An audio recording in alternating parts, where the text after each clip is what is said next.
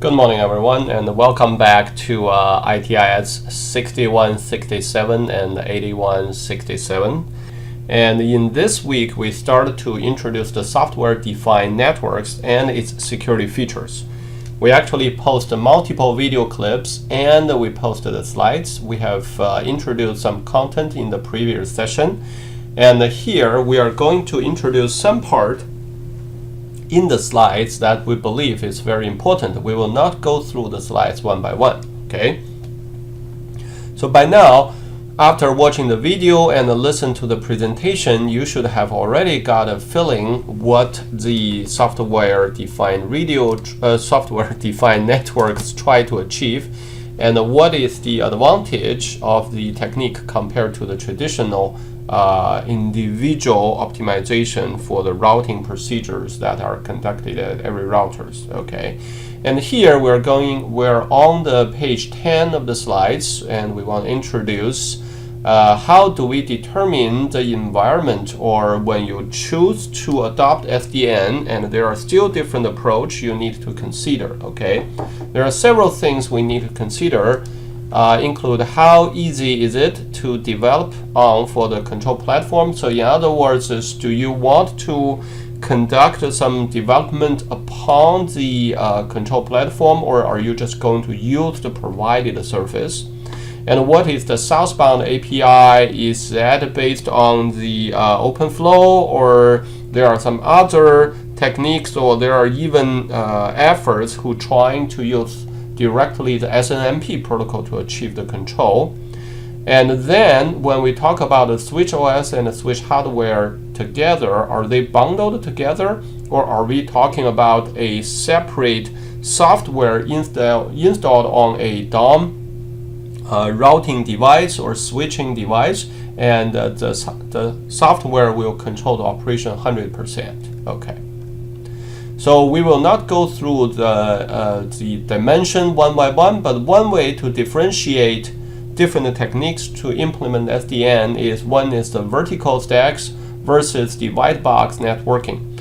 The vertical stack will be the one that bundles the switch and the switch OS. So a very typical solution or very typical example for this is for the network device or network hardware manufacturers such as Cisco or Juniper. When they provide this SDN technique, and because their major technique or their major well, I would not say major profit, but a big chunk of the advantage of the companies such as Cisco or Juniper comes from their experience in hardware manufacturing. So that's why for them, they will try to put them together. They will have their own Cisco software and installed on the Cisco switch or the router, and provide the SDN capability, which allow you to program the device or install the flow or install some policy or control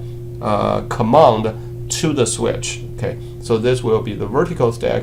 On the contrary, if you have a white box networking, the vendor provides hardware with no switch OS, and a switch OS provided by the third party. So in this way, the software builder on the switch and the switch itself will be separated. So in this way, you can imagine the same software can be applied to different hardware. The only thing is you probably need some type of drivers or firmwares for that specific hardware, so that the interface with the software can be provided. Okay, this is one way. The other is, are we going to implement the SDN from overlay or underlay techniques? Okay, so we have heard about the overlay from different approach, and overlay is usually a pure software implementation. You can see assume programmable virtual switches and run in hypervisor in OS, large flow tables, and the physical switch will run traditional protocol. So the overlay is somehow, let me try to draw it. Okay. So you have all the traditional boxes. Okay. And we actually do not want to make drastic change to the box. or in other words, we don't want to replace the box altogether. Okay.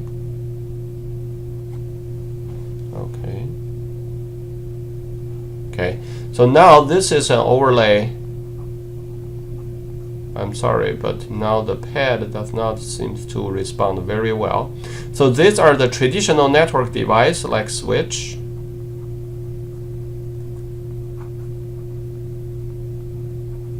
Okay, and we don't want to change the configuration, or we don't want to change the software on the network device.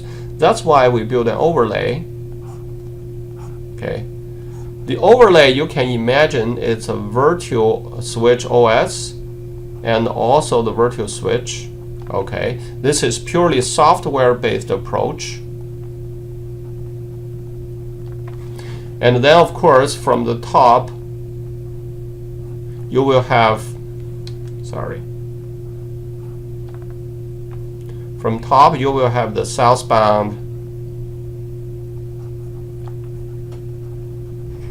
APIs. Okay, so the controller will issue command or issue or collect the information from this overlay software, which will abstract the functionality of the software-defined network. At the same time, it needs to translate all the command from the upper level to the demand, to the command or to the configuration to the lower level real hardware device. Remember, we don't want to change anything at the hardware device, so they're still working in the old-fashioned way.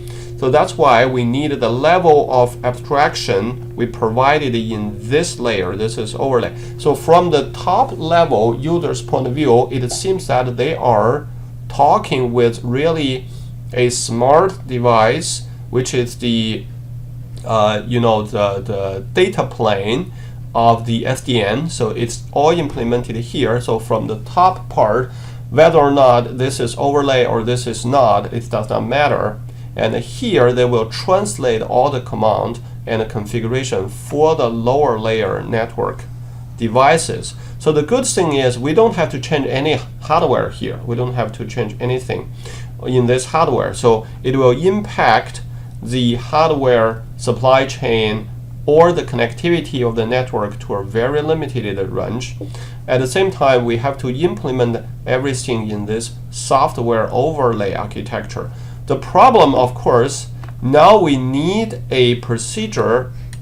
Now we need a procedure of translation.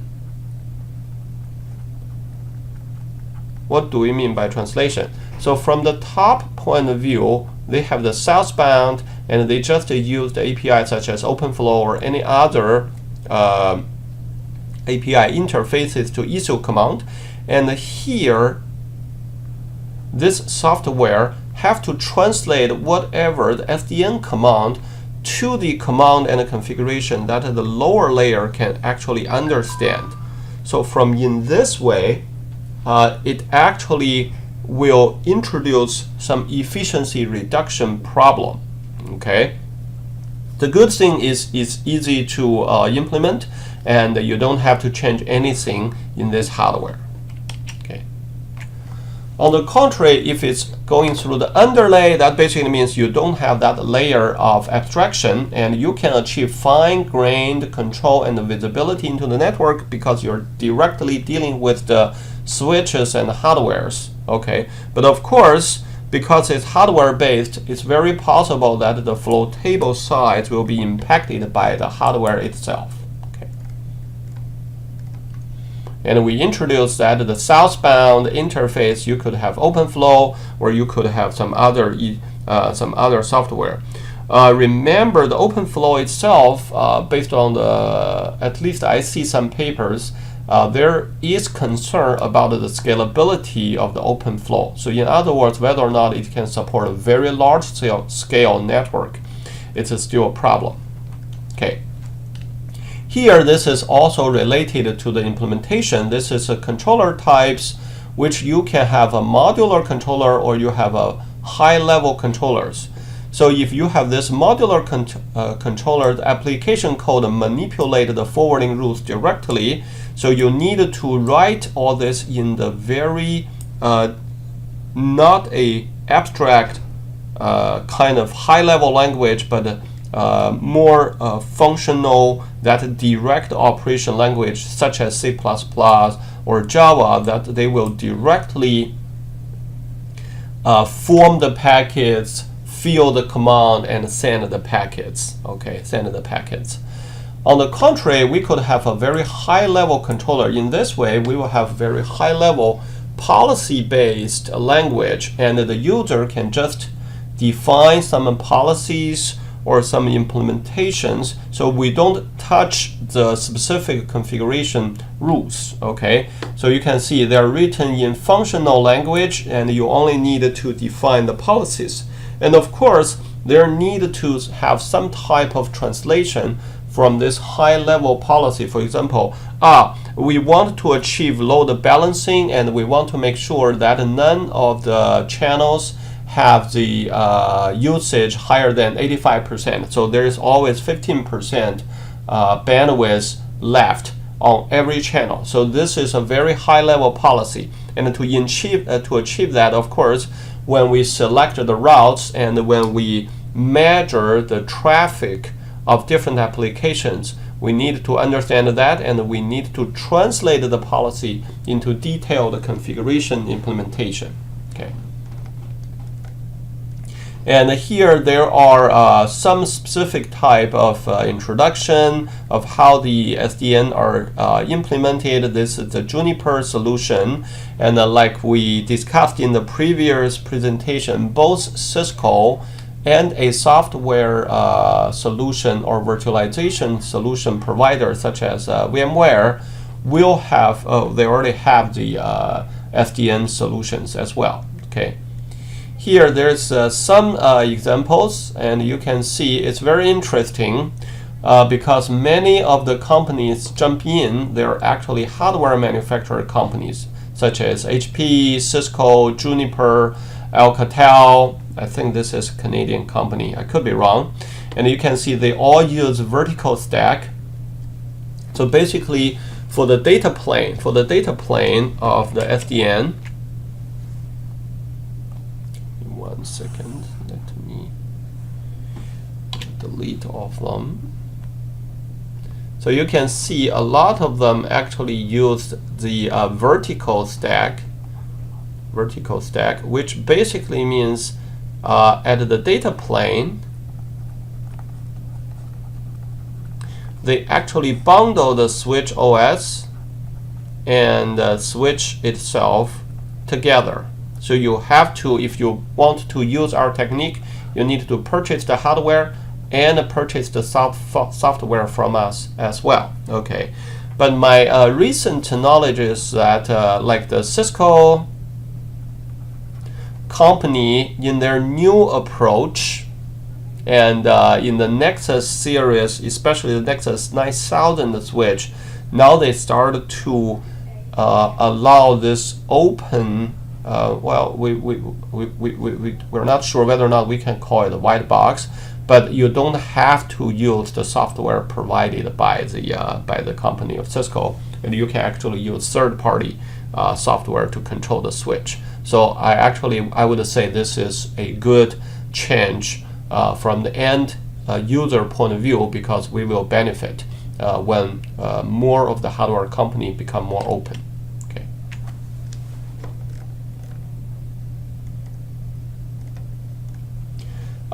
We actually post multiple videos about OpenFlow, so please make sure you you watch those videos so that you will have a good feeling of how the OpenFlow actually works. And here we do want to introduce one thing, that some type of command that OpenFlow actually support between the data plane and the control plane. Okay, so you can see we introduced 4 types of them. One is from the controller to the switch, so basically it's coming down. Okay, the controller can ask the switch to actually send packets, so send out the packets through a specific port. Or you can do a flow modification. If you recall, at the switch level, there are many flow tables. Actually, most of the videos that we post about OpenFlow is about how to change the how to change or manage the flow tables, how many of them, and what type of flow entries do they have in the flow tables, right? So you can also change, you can have the flow modification. So basically you're going to add, delete, or modify flows in the flow tables. And this is asynchronized, which basically means there's no clock ticking, that this will do periodically. It's basically a more responsive approach, okay?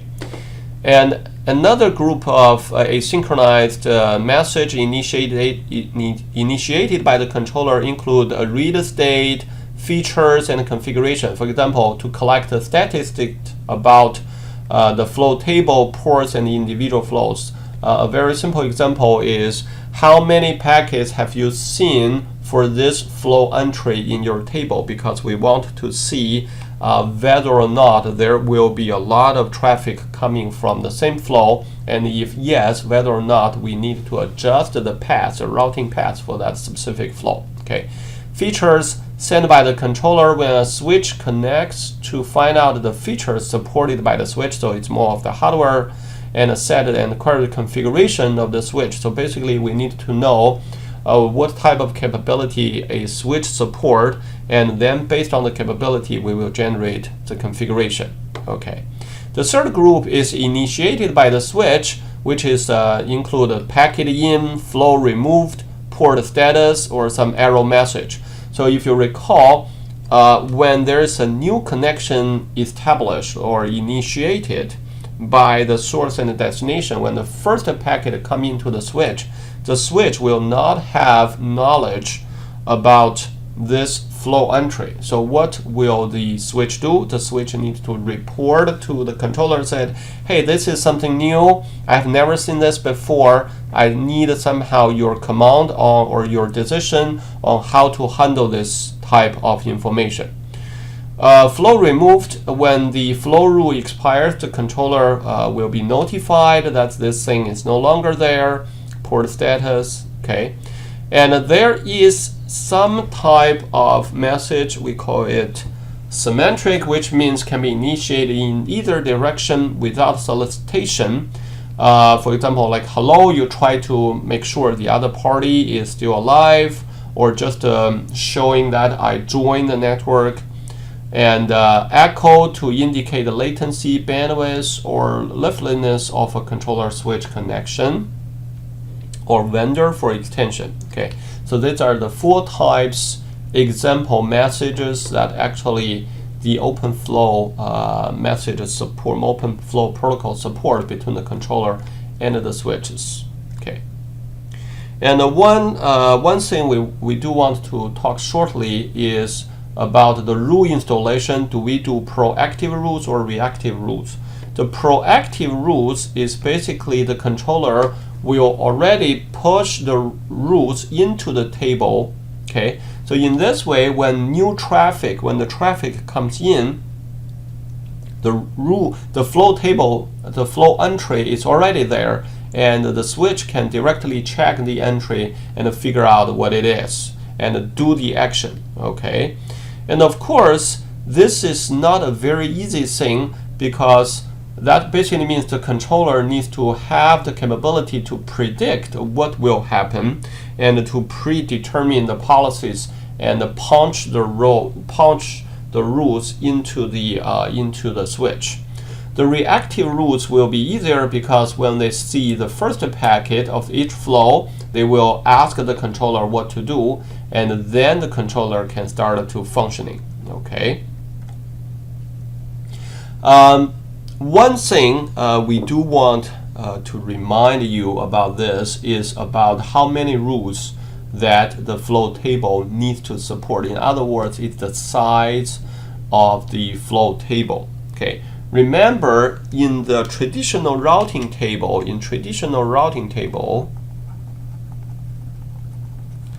A very good thing is we do not build a routing entry for individual address.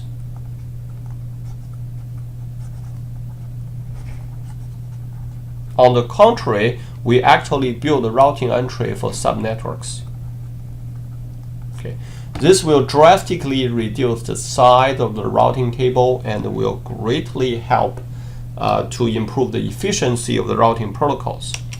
And in the SDN, there is a trade-off we need to consider, right? When we compare SDN to traditional network, one thing that we said advantage of SDN is the flexibility.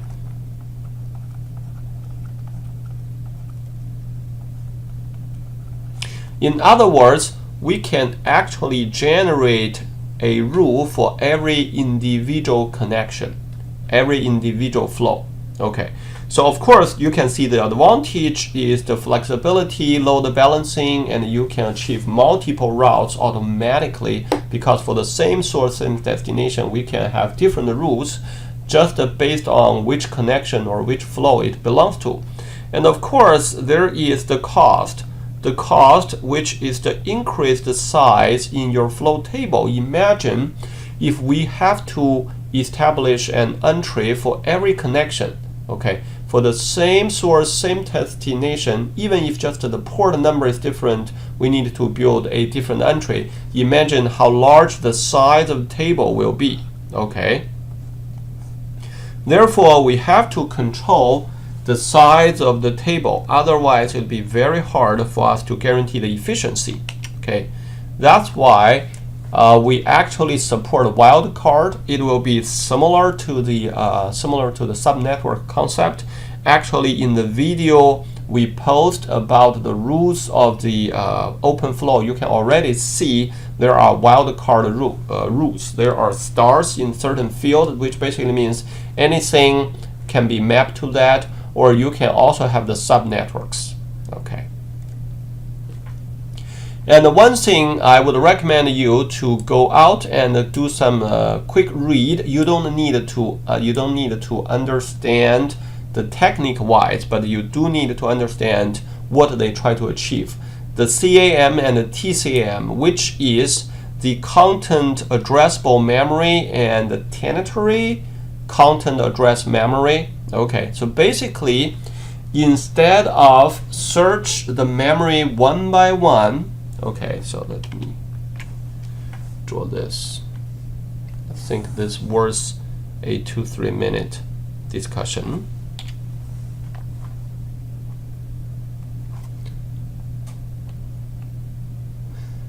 So traditionally, if we have a huge table, so let's say this is the table of the entries.